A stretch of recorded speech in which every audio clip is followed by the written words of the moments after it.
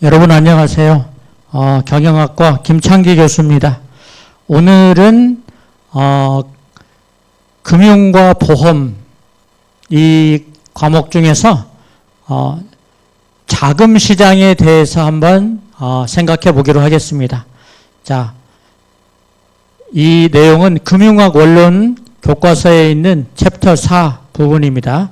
자금 시장은 무엇인가? 자, 이 부분에 대해서 한번 오늘 공부를 하도록 하겠습니다. 자, 먼저 금융시장의 개요를 간단하게 소개한 다음에 자금시장에 대해서 공부를 할 텐데, 그 중에서도 특히 자금시장 중에서도 중요한 4가지 시장이 있는데, 콜시장, 환매조건부 매매시장, 양도성 예금 증서시장, 그리고 기업 어음 시장, 요 4가지 시장에 대해서 오늘 같이 공부를 하도록 하겠습니다. 먼저 금융시장이라는 건 뭐냐? 자, 금융시장이라는 것은 자금, 즉 돈이죠. 돈. 자금의 수요와 공급이 만나서 이루어지는 그런 시장이다. 즉 다시 말해서 돈이 거래되는 시장이다. 자, 쉽게 하면 그렇게 이야기할 수 있습니다. 돈이 오고 가는 시장이다. 주로 이제 돈이 오고 가는 것은 금융 상품을 매개로 해서 오고 가게 됩니다. 그래서 금융 상품이 거래되는 시장이다. 그렇게 이해를 해도 됩니다. 자, 그래서 금융 시장이라는 것은 자금이 오고 가는 시장이다. 또는 금융 상품이 거래되는 시장이다. 또는 자금의 수요와 공급이라는 건 뭐냐면 돈이 필요한 사람은 돈을 거기서 빌려올 수 있고, 또 돈이 많이 가지고 있는 곳은 돈을 빌려줄 수 있는 그런 시장이다. 자, 그렇게 이해를 하면 됩니다. 자, 금융시장에서 매개수자는 아까 금융자산, 주로 이제 금융상품이라 그랬죠? 금융상품을 사고 팔므로써, 예를 들어서 주식을 산다. 그러면 주식 투자자는 돈을 주식시장에 넣는 거죠. 그리고 주식을 판매하는 사람은 주식이라는 증권을 주고 대신 돈을 빌리는 거죠. 자, 이렇게 금융상품, 예를 들어서 주식이나 채권, 어음 또는 예금 증서, 이런 금융상품을 매개수단으로 해서 자금을 빌려주고 또 자금을 빌려오고 이렇게 금융거래를 할 수가 있습니다. 이런 금융거래를 하는 곳, 즉 자금을 빌려주고 또 빌려오는 곳, 자, 이런 곳을 금융시장이라 그랬죠. 자, 이 금융시장에서 금융거래를 할 때는 자금의 이동 형태에 따라서 크게 2가지로 분류를 할 수가 있습니다. 첫 번째는 직접 금융거래입니다. 이건 뭐냐면 자금 수요자가 자기 명의로 발행하는 증권, 즉 금융상품을 제공하고 자금 공급자, 즉 투자자에게 자금을 직접 빌려오는 것. 즉 다시 말해서 돈을 빌리는 사람과 돈을 빌려주는 사람이 서로 직접 금융거래를 하면 이건 직접 금융거래가 되겠습니다. 두 번째 금융거래 방법은 간접 금융거래입니다. 간접 금융거래라는 것은 중간에 매개체가 있습니다. 즉 금융중개기관을 통해서 자금 공급자 또 자금 수요자를 서로 연결을 해줍니다. 그래서 금융중개기관이 가운데에 매개기관이 되어서 자금 공급자, 자금 수요자를 연결해주는 금융거래는 간접 금융거래라고 합니다. 자, 직접 금융시장이 있고 간접 금융시장이 있는데, 자, 직접 금융시장 또는 일반적으로 금융시장에 대해서 한번 알아보겠습니다.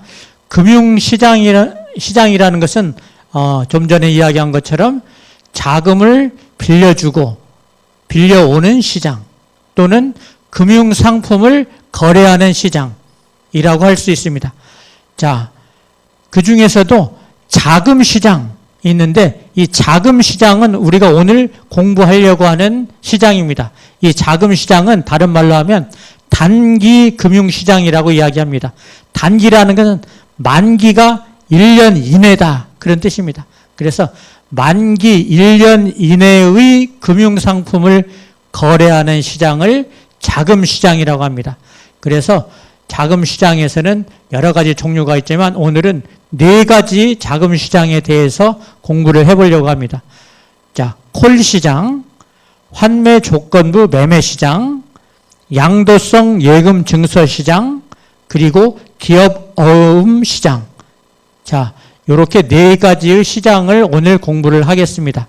자, 이 자금, 다시 말해서 만기가 1년 이내의 금융상품을 거래하는 시장은 자, 만기가 짧기 때문에 일시적인 자금의 수급을 조정하는 시장입니다. 그래서 일시적으로 돈을 빌려오고 빌려주는 그런 기능을 하는 시장이 자금시장입니다.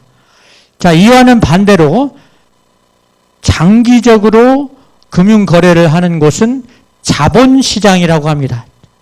자, 자본시장은 이 다음 시간에 공부를 하게 되겠습니다. 이 자본시장은 장기 금융시장이라고도 하는데 만기가 1년 이상인 금융상품을 거래하는 시장이 되겠습니다. 예를 들어서 주식시장 또는 채권시장. 자, 이런 것들. 자, 이런 자본시장에서는 이제 기업이나 정부, 금융기관이 장기적으로 자금을 조달하는 그런 시장이 되겠습니다. 그래서 만기가 1년 이내의 금융시장은 자금시장이라고 한다. 콜시장, 환매조건부 매매시장, 양도성 예금 증서시장, 기업어음시장은 자금시장이라고 하고 그 다음에 만기가 1년 이상인 장기 금융상품을 거래하는 시장은 자본시장이라고 한다. 자, 그 외에 또 금융시장을 보면 외환시장이 있습니다. 이 외환시장은 여러 가지 나라의 돈을 거래하는 시장이 되겠습니다. 그래서 각국의 통화가 거래되고 각국 통화의 시세가 이루어지는 곳, 즉 외환의 수요와 공급이 이루어지는 시장은 외환시장이라고 합니다. 자, 또 다른 시장은 파생상품 시장이 있습니다. 자, 파생상품은 파생상품이 거래되는 곳입니다. 자, 그래서 파생상품을 거래하는 시장은 파생상품 시장이다. 자, 이처럼 여러 가지 금융시장이 있는데 오늘은 그 중에서도 특별히 자금시장, 즉 단기 금융시장에 대해서 공부를 하겠습니다. 이 자금시장은 통상 만기가 1년 이내인 금융상품이 거래되는 시장이다. 자, 그렇게 이야기했었죠. 그래서 일시적인 자금 수급의 불균형을 조정하기 위해서 이 자금시장을 이용합니다. 그래서 일시적인, 즉 만기가 1년 이내 일시적으로 돈을 빌려주고 돈을 빌려오는 그런 시장이 자금시장이 되겠습니다. 이 자금시장의 종류는 크게 4가지로 볼 수가 있는데 콜시장, 또 환매조건부 매매시장, 그 다음에 양도성 예금 증서시장, 그리고 기업어음시장, 이렇게 4가지 시장이 있습니다. 이 4가지 시장을 오늘 간단하게 한번 살펴보기로 하겠습니다. 자, 제일 먼저 콜시장을 한번 보겠습니다. 콜시장. 자, 콜시장은 금융기관들이, 예를 들어서 은행 같은 금융기관들이 일시적인 자금 과부족, 자금이 많이 있으면 돈을 빌려주고 부족하면 돈을 빌려오고, 자, 일시적인 자금 과부족을 해결하기 위해서 돈을 빌려오거나 빌려주는 아주 초단기 금융시장을 말합니다. 자, 그래서 여기 콜이라는 것은 전화를 말합니다. 전화. 자, 그래서 콜시장이라는 이름은 전화 한 통화로 자금 거래가 이루어진다라는 의미에서 붙여진 이름입니다. 자, 그래서 콜시장은 전화 한 통화 해가지고 돈을 빌려주고 돈을 빌려오고, 자, 그렇게 할 수가 있습니다. 그래서 콜시장은 전화로 자금 거래가 이루어지는 데서 콜시장이라고 이름을 붙였습니다. 자, 그래서 금융기관이 자금이 모자라면은 콜 시장에서 자금을 빌려올 수가 있고, 또 금융기관이 자기가 돈이 많이 가지고 있다 그러면 또 다른 곳에 빌려줄 수도 있습니다. 자, 그래서 이 콜 시장은 주로 지급준비금, 자, 은행 같은 곳은 지급준비금을 확보하고 있어야 됩니다. 자, 그것은 법적 의무사항인데, 자, 지급준비금이 모자라면은 돈을 빌려오고, 또 지급준비금이 충분하다, 자금이 넘친다, 그러면 다른 곳에 돈을 빌려주고, 자, 이럴 경우 콜 시장을 이용을 합니다. 자, 그래서 콜 시장은 단기적으로 돈을 빌려주고 빌려오는데, 이 만기는 대부분 아주 짧습니다. 하루, 1일입니다. 하루 동안 돈을 빌려오고 하루 동안 돈을 빌려주고, 자, 그리고 이때 비록 하루지만 금리가 적용됩니다. 이자를 쳐줍니다. 하루 동안은 이자. 자, 이 이자를 콜 금리라고 부릅니다. 우리나라는 콜 금리라고 부르고, 미국의 경우에는 연방 기금 금리라고 부릅니다. 자, 콜 시장은 하루 동안 또는 뭐 이틀이 될 수도 있습니다. 하루 동안 아주 짧은 기간에 금융기관들, 예를 들어서 은행들끼리 서로 돈을 빌려주고 빌려받는 그런 시장이다. 자, 그래서 이 금융기관 간에 하루 또는 수일 이내의 자금을 주로 콜이라는 것은 전화라 그랬죠? 전화나 또는 통신망을 통해서 거래되는 아주 초단기 시장을 콜 시장이라고 한다. 그래서 금융기관, 예를 들어서 은행들끼리 일시적인 자금 부족을 조절하기 위해서 돈을 빌리거나 빌려주는 시장이다. 자, 여기서 콜 시장에서 형성된 금리를 콜금리라 그랬죠? 이 콜금리. 그런데 이 콜금리는 다른 금리에 영향을 미칩니다. 그래서 콜금리가 어느 정도냐, 그것을 기초로 해서 다른 기관의 금리가 조정을 받습니다. 자, 그래서 콜금리는 다른 금리에 영향을 미칩니다. 자, 콜금리, 자, 콜 거래는 그 만기가 뭐 보통 하루 내지 이틀인데, 그러나 길게 보면 90일까지로도 뭐 할 수 있지만, 그러나 대부분은 일일물, 즉 하루 거래입니다. 하루 동안. 그렇지만 예를 들어서 지급준비금 마감일 전에는 이틀 정도로 거래를 합니다. 그리고 이때의 하루 또는 이틀 동안에 주는 이자를 콜금리라고 그랬죠. 이 콜금리도 매일 변합니다. 매일 변하지만, 그러나 한국은행에서 정하는 기준금리에서 크게 벗어나지를 않습니다. 자, 그래서 콜금리는 기준금리와 아주 밀접한 연관이 있다. 그리고 하루에도 여러 번 콜 거래가 이루어질 수가 있습니다. 하루에 2번, 3번 콜 거래를 할 수가 있습니다. 그러면 이 금리는 하루 미만 동안의 금리가 적용되겠죠. 그래서 하루 미만의 단위의 금리도 역시 적용이 됩니다.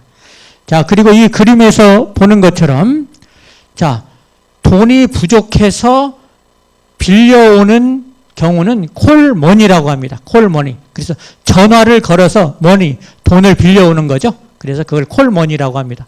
그리고 돈이 넉넉해서 빌려주는 기관은 콜론이라고 합니다. 그래서 론이라는 것은 대여해 준다, 그런 뜻입니다. 그래서 전화로 돈을 빌려주는 곳은 콜론이라고 하고, 자, 부족해서 돈을 빌려주는 곳은 콜머니라고 합니다. 그래서 콜머니와 콜론이 있다. 자, 돈을 빌리는데 담보를 잡히고 빌리는 것을 담보콜이라고 하고, 담보 없이 돈을 빌리는 것을 무담보콜이라고 합니다. 자, 이 담보콜의 경우에는 이제 그 담보에 대한 질권 설정을 해야 됩니다. 담보에 대한 질권 설정을 할 때 이 절차가 상당히 꽤 까다롭습니다. 그런데 하루 동안의 거래이기 때문에 대부분은 실제로는 이제 무담보콜이 대부분입니다. 무담보콜. 그렇지만 이 무담보콜을 할 때는 신용 위험이 있는 거죠. 거래 상대방이 부도가 나면 빌려준 돈을 못 받게 되겠죠. 하루 만에 부도가 날 수도 있으니까. 자, 그래서 신용 위험이 있다. 자,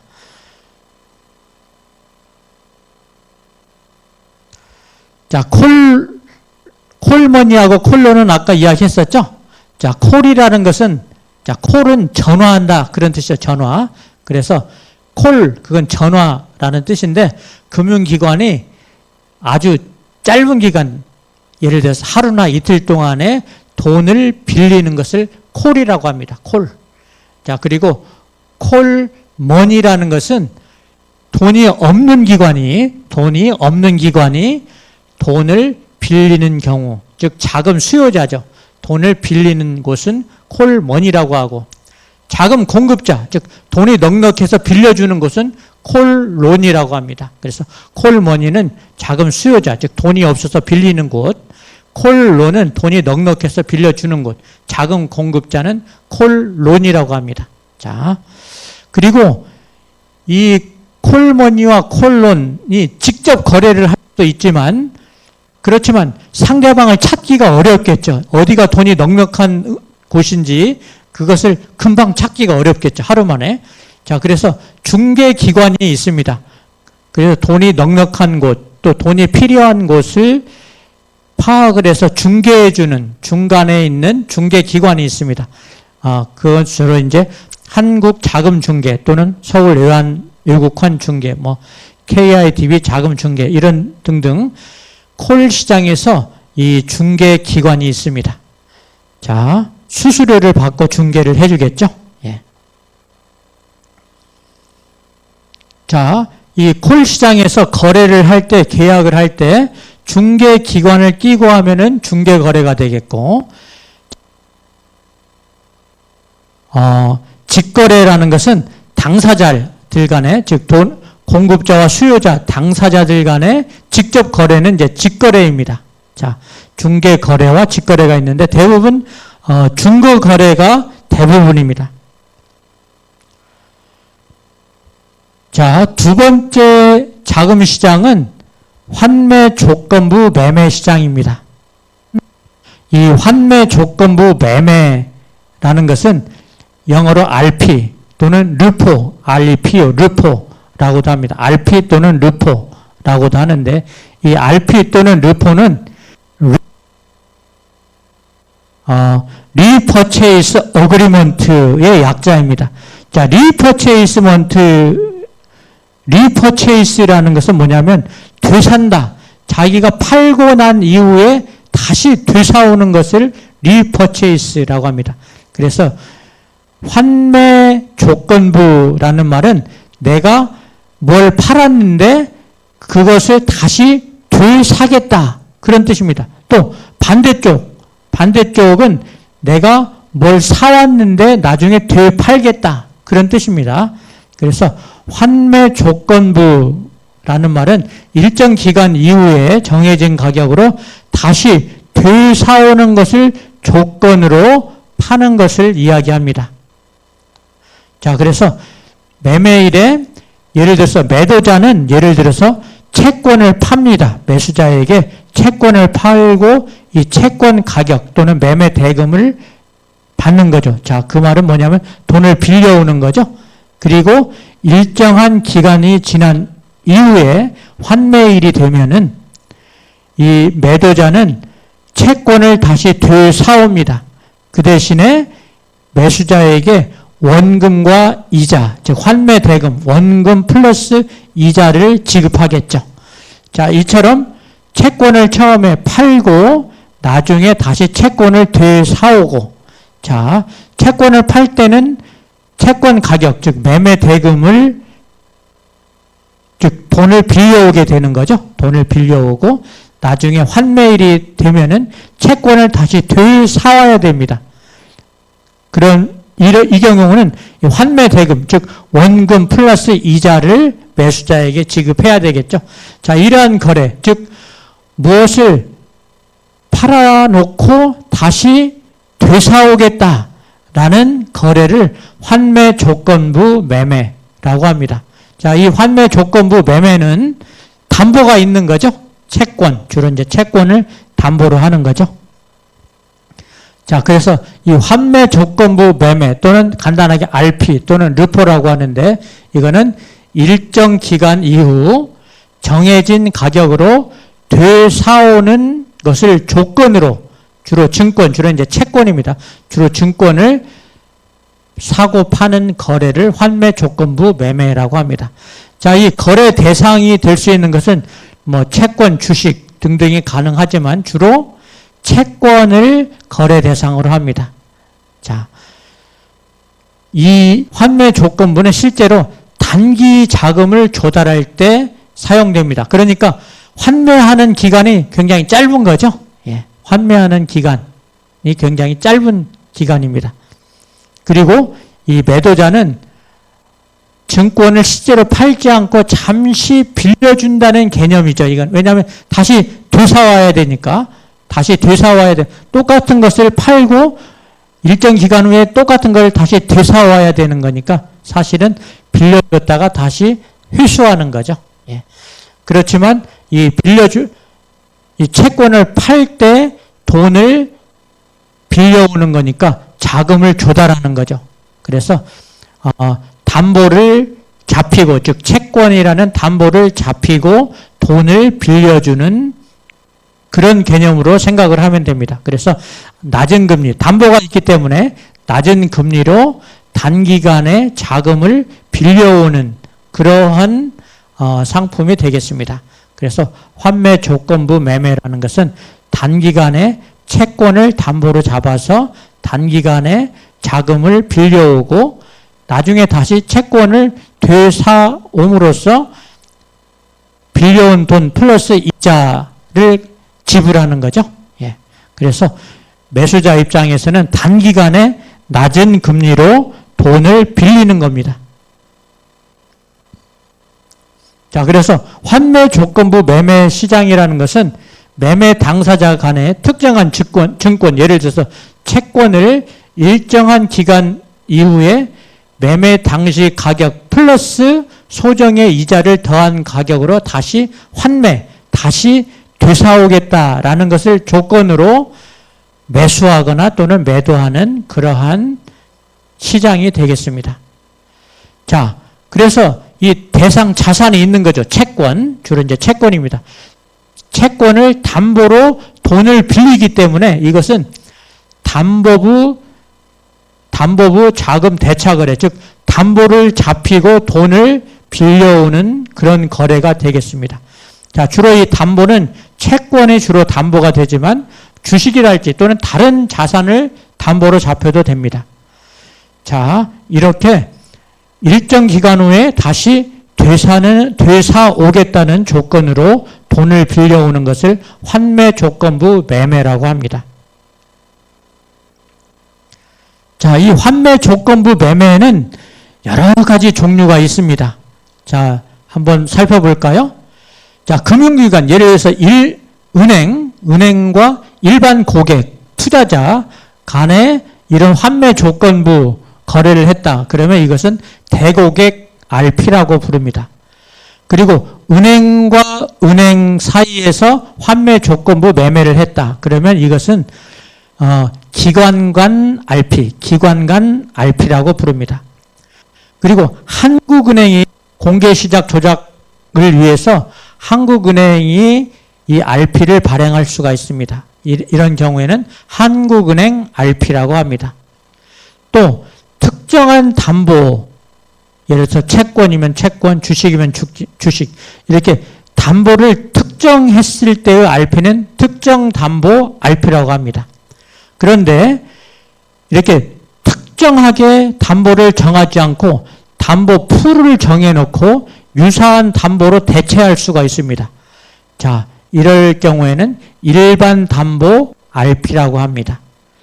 자, 그리고 이 담보물을 돈을 빌려준 사람에게 담보물을 직접 넘길 수가 있습니다.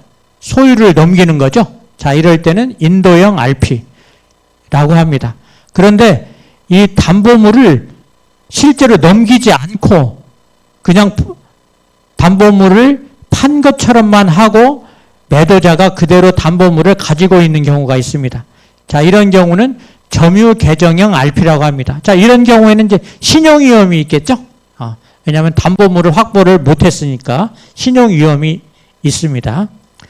자, 3자간 RP라는 것은 이 담보물을 제3자가 보관하고 있는 겁니다. 그래서 제3자에게 이 담보물을 보관시켜 놓고 거래를 하는 겁니다. RP 거래. 자, 이런 경우에는 신용 위험이 적겠죠.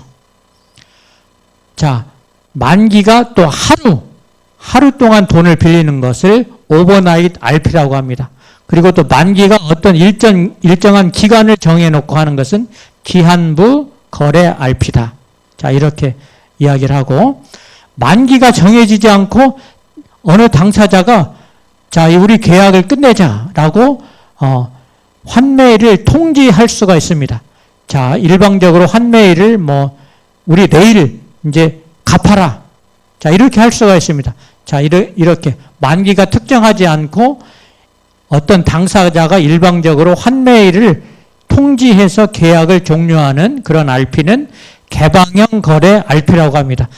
자, 이렇게 등등 여러 가지 RP의 종류가 많이 있습니다.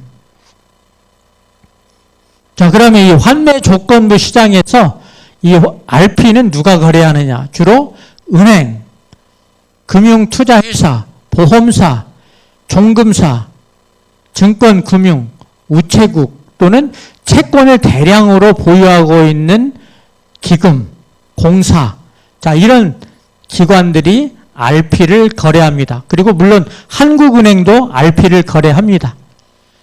그리고 이 RP를 거래할 때 이 자금은 자, 대고객 RP, 즉 다시 말해서 기관하고 일반 투자자하고 거래하는 대고객 RP인 경우는 자기압 수표를 이용해서 대금 결제를 합니다. 그러나 자금이 엄청나게 거액인 경우는 계좌이체를 하거나 아니면 더 안전하게 한국은행 금융결제망을 통해서 결제가 이루어집니다. 자, 이런 식으로 이제 RP 거래를 하고, 자, 세 번째 시장은 양도성 예금 증서 시장이라고 합니다. 자, 양도성 예금 증서는 금융 상품인데 Certificate of Deposit. 자, 이 양도성 예금 증서는 제3자에게 양도가 가능한 정기 예금 증서를 말합니다. 여러분이 은행에서 예금을 들면은 예금 증서를 주죠. 그런데 그 예금 증서는 예금자의 이름이 쓰여 있고 예금은 얼마 했다. 예금 액수가 있죠. 그런데 이 CD, 양도성 예금 증서는 누구에게, 제3자에게 양도를 할 수가 있기 때문에 이 발행 기관은 물론 은행이지만 여기에 예금 통장과는 달리 통장에 소유주, 예금주의 이름을 써놓지를 않습니다. 그래야지 다른 제3자에게 이걸 양도를 할 수가 있는 거죠. 그래서 양도성 예금 증서에는 보통의 예금과는 달리 예금주 이름을 쓰지 않습니다. 그리고 보통의 예금은 이제 통장을 주죠. 그런데 통장 대신 여기 그림에서처럼 종이 쪽지를 줍니다. 그래서 양도성 예금 증서, 이렇게 종이 쪽지를 줍니다. 물론 이제 예금한 금액은 나와 있죠. 1억이다, 10억이다, 100억이다. 자, 이렇게 은행에 예금한 금액은 나와 있지만 그 예금주는 누구다? 그게 나와 있지 않습니다. 그래서 누구든지 이 양도성 예금 증서를 가지고 있는 사람이 만기 시에 은행에 가서 나에게 이 돈을 달라. 그러면 은행은 이 예금 증서를 받고 예금 증서를 가지고 온 사람에게 돈을 줘야 됩니다. 자, 그래서 무기명이죠. 무기명. 이름이 없으니까 누구에게나 이 양도성 예금 증서 CD를 팔 수도 있고 살 수도 있습니다. 그렇기 때문에 익명성이 있기 때문에 간혹 이제 이거는 나쁜 쪽으로 쓰일 수가 있죠. 예를 들어서 돈 세탁을 한다든지 아니면 뇌물을 줄 수도 있겠죠.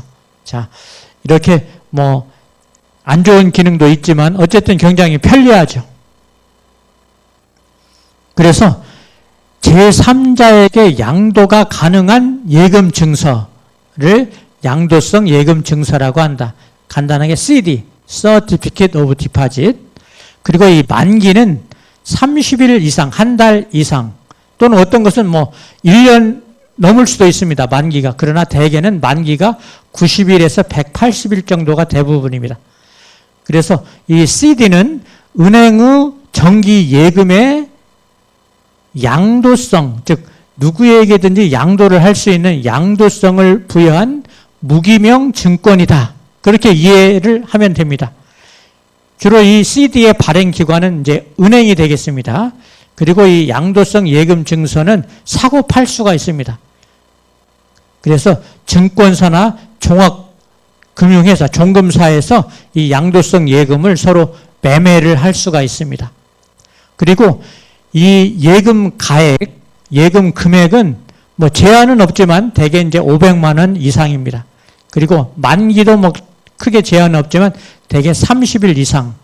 최장에 대한 뭐 1년 넘을 수도 있고 만기가 뭐 제한은 없습니다. 그러나 대개 90일에서 180 정도의 만기를 가지고 있다.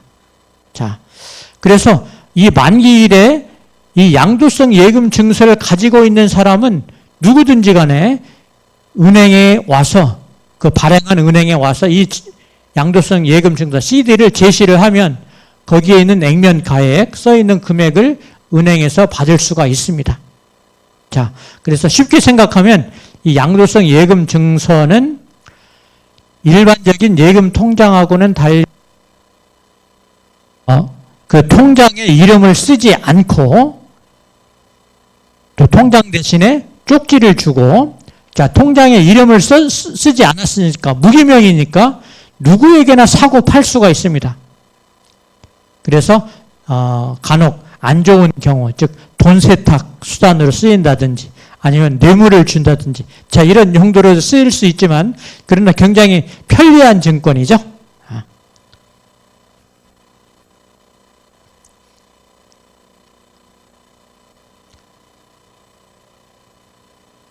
자, 이 양도성 예금 증서를 발행할 수 있는 기관은 한국수출입은행을 제외하고 지급준비금을 예치할 의무가 있는 모든 은행에서 CD를 발행을 할 수가 있습니다.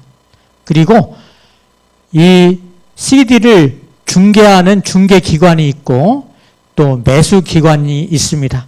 자, 그래서 발행기관, 중개기관, 또 매수기관이 있다.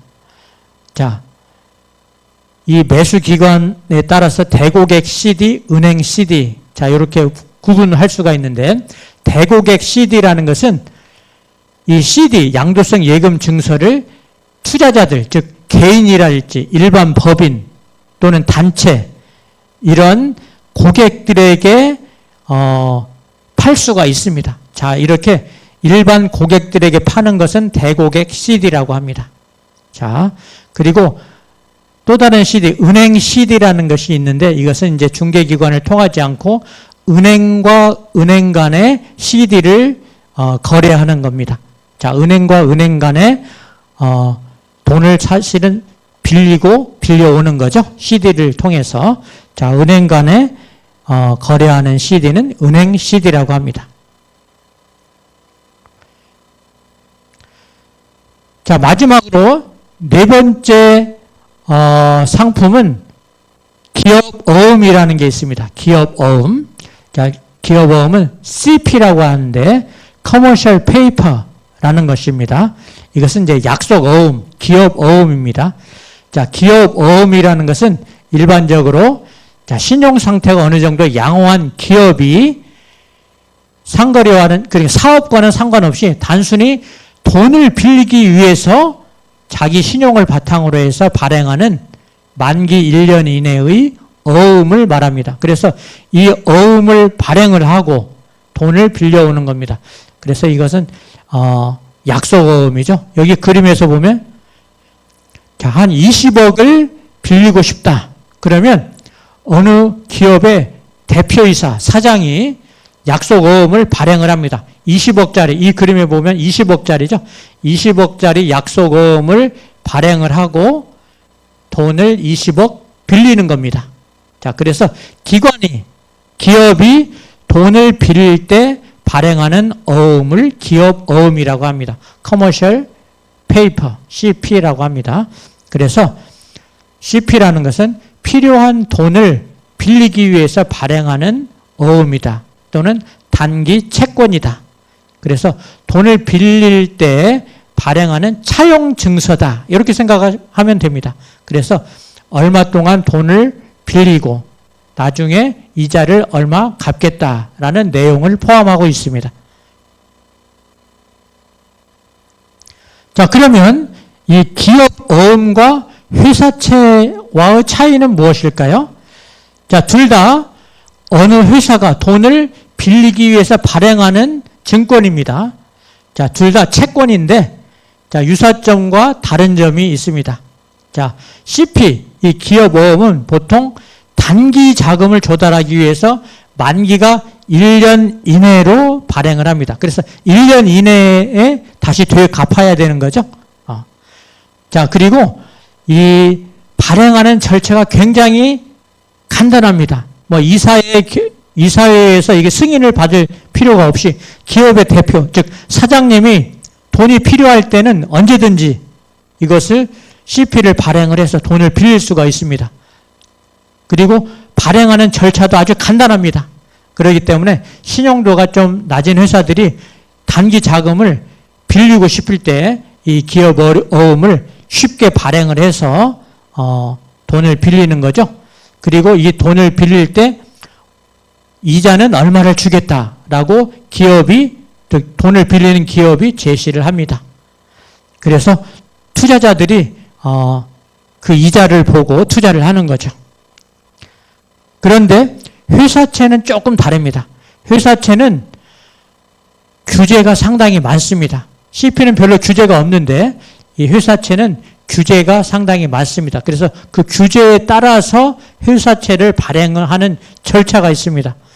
그리고 회사채를 발행하려면 예를 들어서 증권사를 통해서 발행을 하는데 이 증권사들은 수요 예측이라는 걸 합니다. 그래서 이 채권을 구매하려는 구매자, 즉 투자자죠. 투자자들이 어디에 있는지, 어떤 투자자들이 있는지, 그리고 투자자들이 이자, 즉 금리를 어느 정도 요구하는지, 자, 이런 수요 예측을 합니다. 그래서 사실은 이 금리는 투자자들이 결정을 하는 거죠. 주로. 그래서 신용등급이 낮은 회사는 높은 금리를 요구하게 되겠죠. 신용등급이 좋은 안전한 회사는 투자자들이 좀 낮은 금리로도 돈을 빌려주겠죠. 자, 이렇게 투자자들이 시장에서 금리를 결정을 하는 게 회사채입니다. 그렇지만 이제 CP는 이런 수요 예측 과정이 없는 거죠. 예. 그래서 금리는 금리를 돈을 빌리는 회사에서 정하면은 CP가 되겠고, 그렇지 않고 시장에서 투자자들이 금리를 요구하면 채권이 되겠고 회사채가 되겠고, 그리고 단기간에 돈을 빌리면 1년 이내에 단기간에 돈을 빌리면 주로 이제 CP가 되겠고, 회사채는 좀 기간이 길 수가 있습니다. 그리고 절차가 간단하게 사장님이 그냥 결정해서 빌리면은 CP가 되겠고, 그렇지 않고 법의 규제에 따라서 발행을 하면은 회사채가 되겠습니다. 자, 우리나라의 기업 어음은 이제 기업이 어떤 회사가 단기간에 자금을 조달할 목적으로 발행하는 1년 미만의 만기를 갖는 어음이다. 자, 그리고 보증이나 또는 어떤 절차 없이 발행자, 즉 그 기업의 신용만으로 발행을 할 수가 있다. 자, 그리고 담보도 없다. 그렇지만 약간 이자가 좀 높아야 되겠죠. 그래서 은행의 대출보다는 조금 높은 이자를 지급해야 되겠죠. 어쨌든 쉽게 돈을 빌릴 수 있는 방법이 바로 기업 어음이다. 자, 기업 어음의 발행 조건은 여러 가지가 있지만 그러나 커다란 제한은 없습니다. 자, 만기에 대한 제한이랄지 아니면 액면 금액 이런 커다란 제한은 없습니다.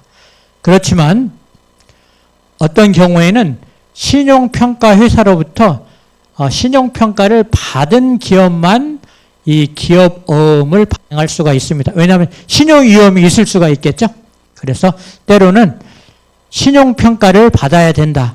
자, 그게 발행 조건일 수가 있습니다. 자, CP 기업어음을 발행했을 땐 직접 발행과 간접 발행 이 두 가지 경우가 있는데, 직접 발행은 이 발행 회사가 투자자에게 직접 돈을 빌리는 거죠. 자, 중간 매개 기관을 거치지 않고 직접 발행을 하는 것은 직접 발행. 간접 발행은 인수자가 있습니다. 중간 매개 기관이 있어서 인수자, 매개 기관이 CP를 중간에서 인수한 다음에 거기에다 약간의 이자 수수료를 더 붙여가지고 투자자에게 판매하는 것. 자, 그래서 중간에 인수자, 매개 기관이 있으면은 그건 이제 간접 발행이라고 합니다.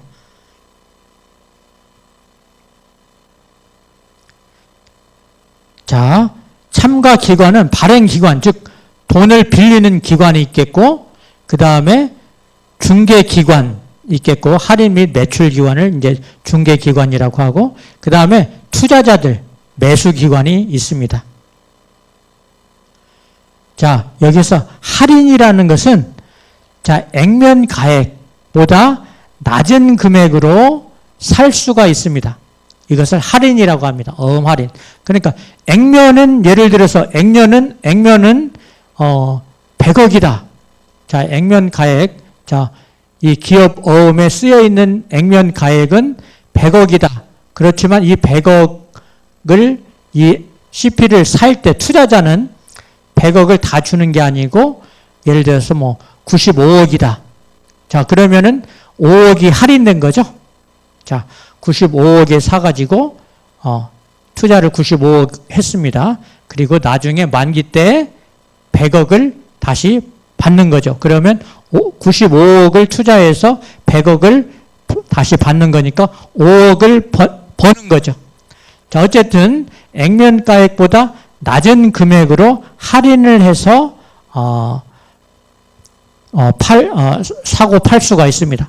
그런데 중간에 있는 중개기관은 이것을 이 어음을, 기업 어음을 투자자들에게 또 팔 때는 약간 수수료를 더 붙여서 팔 수가 있습니다.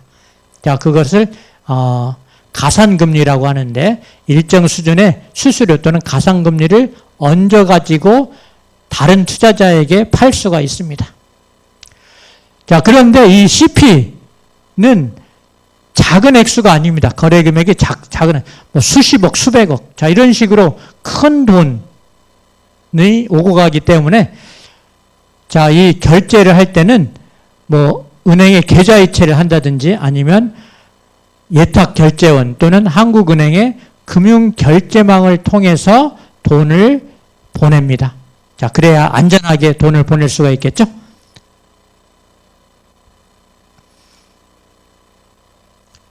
자, 그리고 이 돈을, 자, 기업이 돈을 빌렸습니다. 기업 어음을 통해서 돈을 빌렸는데 투자자에게는 한 가지 불안한 게 있죠.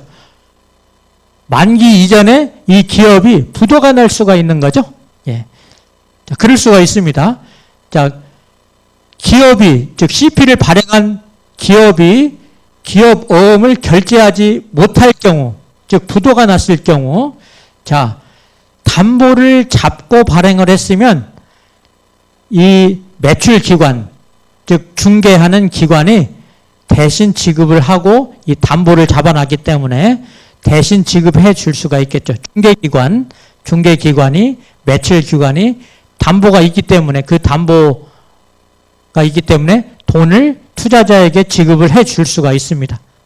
그런데 만기가 되어서 이 기업어음을 발행한 기업이 부도가 났습니다. 만기 이전에 부도가 났어요. 그러면 이 기업어음에 투자한 투자자는 자, 담보가 없을 경우, 무담보 거래일 경우는 어떻게 되겠어요? 자, 돈을 못 받겠죠? 그러면 이 매출기관, 즉 중개기관은 어떻게 하냐면은 이 기업 어음 실물을 그냥 투자자에게 넘겨주고, 자, 그 기업은 불어났다라는 것을 고지를 해주고 계약을 종료시킵니다. 그러면 투자자는 이제 손해를 보게 되겠죠. 자, 여기까지 하겠습니다. 오늘은 자금시장, 자금시장에 대해서 한번 알아보았습니다. 자금시장은 만기가 1년 이내에 짧은 만기를 가진 금융상품을 거래하는 시장이다. 자, 그래서 주로 콜시장 또는 환매조건부 매매시장, 그리고 르포라고 하죠. 예, 환매조건부 매매시장, 그리고 양도성 예금증서시장, CD라고 하죠. 그리고 CP, 기업 어음시장, 요 네 개를 오늘 공부를 했습니다. 자, 오늘은 단기 자금을 빌릴 때 이용하는 자금시장에 대해서 네 가지 상품을 가지고 생각을 했습니다. 그리고 이와는 반대로 기간이 긴, 만기가 긴 1년 이상인 시장은 자본시장이라고 하는데, 자본시장은 다음 기회에 다음 시간에 공부를 하도록 하겠습니다. 자, 오늘은 여기에서 마치도록 하겠습니다.